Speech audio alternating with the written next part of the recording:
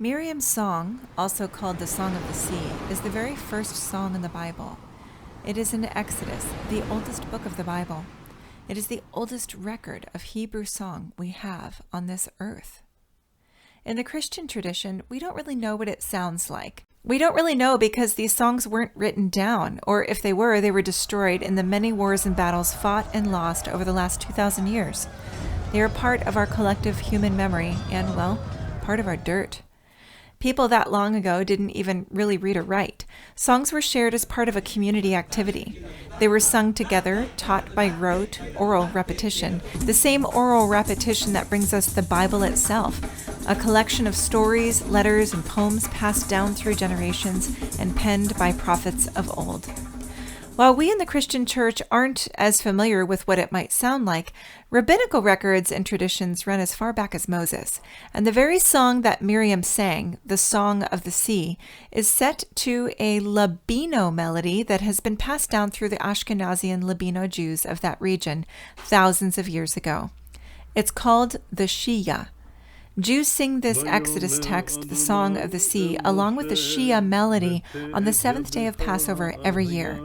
It is a chant melody, not based on our Western tonal system, which didn't emerge until around 300 AD. The word timbrel in the reading is not actually a tambourine. Timbrel is the general word for any type of frame drum, a simple construction of skin stretched over bone or bowed wood and tied or nailed into place. The closest ancestor we have to the tambourine is the rick, an ancient Egyptian instrument that is still played in folkloric music today. Both the timbrel and the rick can be performed alone or in ensembles using a complex technique involving all 10 fingers as well as wrist gestures. The intricate rhythms follow 6, 7, or 9 beat structures.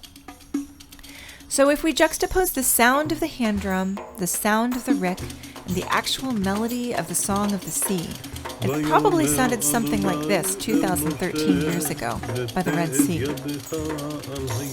Our idea of celebration tends to be secular, but this was a deep, heartfelt prayer that sung itself into existence through Miriam, herself a prophetess of God. In the Hebrew tradition, it is considered a wedding song, representing the marriage of God to his people. It was a song of deep relief, of freedom from oppression, after the waves of the Red Sea crashed down on their pursuers. Their weeping was turned into dancing. Do you have anything in this time that turns your weeping into dancing? I do. Funny enough, it's going to the sea, our sea, the Pacific Ocean. There's something about becoming submerged in the water, the buoyancy it gives me, the liberating freedom of movement that I feel, that somehow dissolves that brick and mortar that built up in my head from staring at a screen or music all day, that frees the joints and ligaments in my stiff body.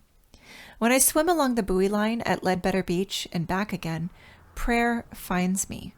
Song emerges in my head and lulls my arms into a musical cadence. When I pause at the end before I swim back, I can relax into my wetsuit, which gives me the buoyancy I need to just float there, staring up the sky, talking to God.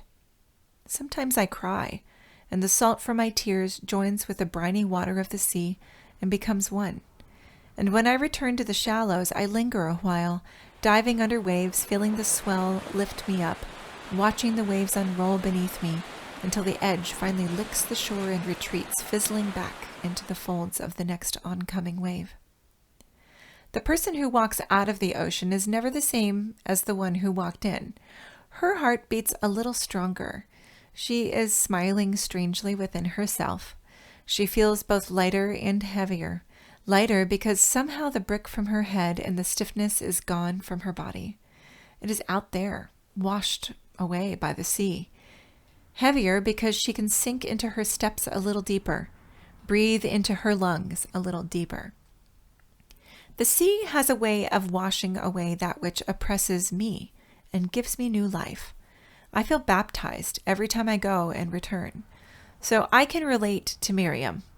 I imagine the literal Song of the Sea itself is much like Miriam's song that she sung by the sea, her drum pounding like the waves on the shore, her heart and feet echoing that cadence, the song emerging from the relief that she felt, from the release she had from oppression. Do you have a place like that? Something you do or somewhere you go that causes you to emerge a different person? An experience that baptizes you and frees you from the bonds of this aching world? As your music minister, I encourage you to go there. Find that place. Do that thing. Visit it often. And listen.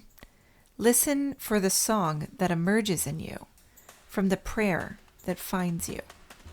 Be freed, if only for a passing glint of a moment, and join with me, Miriam, and all others in singing the oldest song on earth, the song of relief, reconciliation, and unity with God, the song of the sea.